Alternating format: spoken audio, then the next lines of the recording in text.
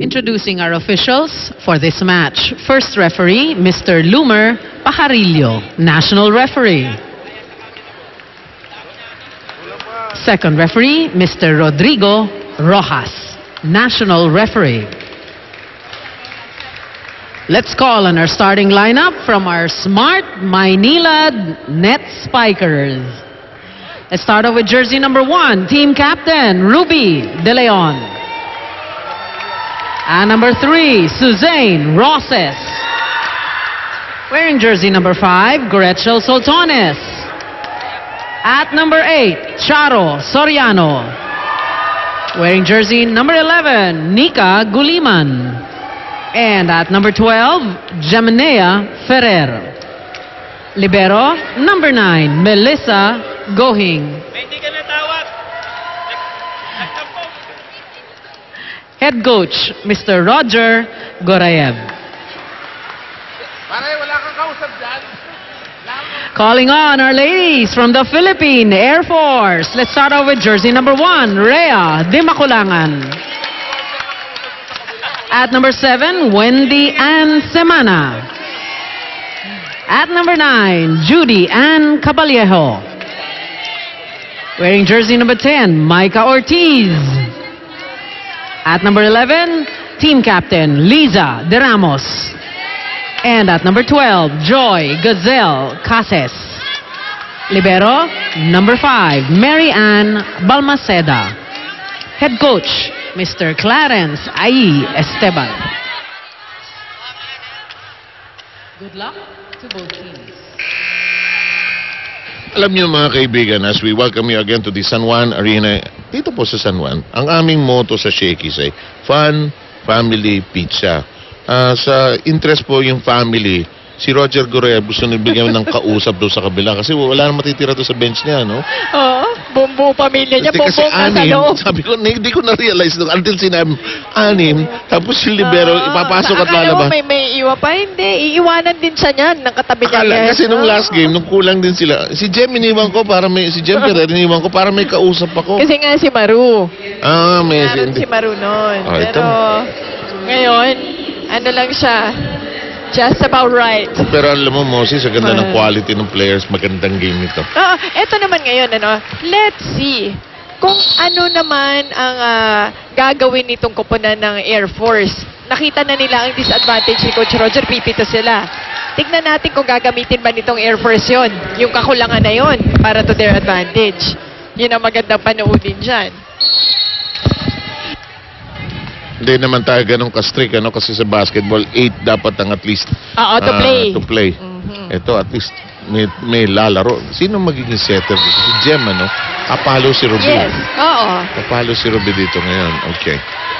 This is interesting. Yun naman ang maganda ron. Dahil kinuha mo si Ruby De Leon. Si Ruby De Leon ay talaga namang ganyan. Cut out to be a setter and to be a spiker. Pwede mong palit-palitin ang posisyon niya. Some very top quality setters actually are in this game. We have Rhea De Maculangan, Wendy Simana on the other side. But we've got a star-studded, almost like an all-star game here today. Let's see how this flows. Ayan, si Wendy Semana. Parang Ruby De Leon mo yan. Yes. On the other side. Si Ferrer nahuli, and Suzanne Roses, of course, is there for the utility jobs. Caballero and Judy takes care of matters there. Maingay ang Air Force. And for us, always, it's for Fun Family Pizza, it's gotta be Shakey's. Ayun, nagkagulo. Poor first ball. Dito galing sa Smart. And Charo Soriano looks like she hasn't aged a bit. Parang ang gumaganda pa lalo. At saka they playing smaller than her playing weight actually noon, Baka kung dalawa lang extra naman ang fit. pupuntahan niya ng mga volleyball players. It's either Wider and wider or smaller and smaller. 4-2 is the score. We know some of them and will not mention names. parang mas marami yung A. Okay. Saka alam mo, pag volleyball player, no shape ng katawan, Alam mo, no? Alam mo Pag volleyball player, that's true. Parang swimmer. Alam mo, pag swimmer, yung may ano siya. pakpak, yung palikpik ba tawag doon? Oo. 3-4 ang ating bilang, and now the Smart Manila, the Maynilad team reobtains the serve. Charo Soriano, one-time top scorer both in the collegiate and in our league here.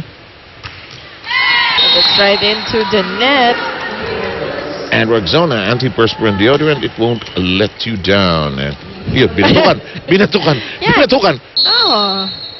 Camera trick lang yan, ha? Huwag kayo masyadong... Hindi ho Koreanong coach yan, ha? Uy, joust sa net. Cases winning out there. Roger, ano nagiging hamon na rin through the years. Just knows when the camera's on him. Dati, very shy pa yan. Ayaw niya tinututukan ng camera. Nasanay rin. Actually, after the Shakey's commercial, nagbago buhay niya. Naging heartthrob. Load up. Beautiful. Just dug up by Jem, though.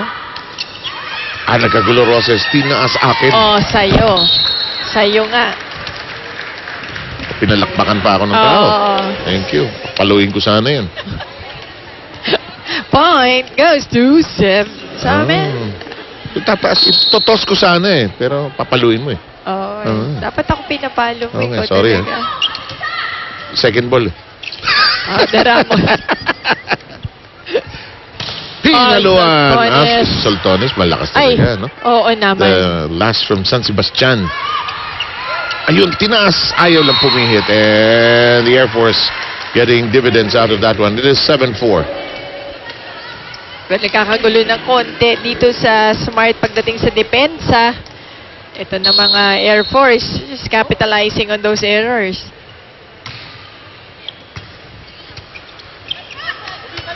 Nakuha pa ni Rubian, ha? Cases. Tinaas ni Gohing. Soltones. No. Talaga lang, napakalakas. Kaya naman tumagos pa rin doon sa block ng Philippine Air Force. Hindi kapatid ni Jeng Bolito, no? Baby Bully. Hindi, si Baby Bully, si Benito yun. 7-5, 5-7, Ruby De Leon. Wendy Simanat. Tinaas yung Cases. Rhea. Si Rhea pala spreads her hands wide, when she sets, Ang lapit sa net. Tagilid yun. Hello! Nagkagulo kayo dyan! And that's going to be a net violation. Mama yata si Soltones, no? 8-5 na unang Air Force at timeout limit ng technical timeout.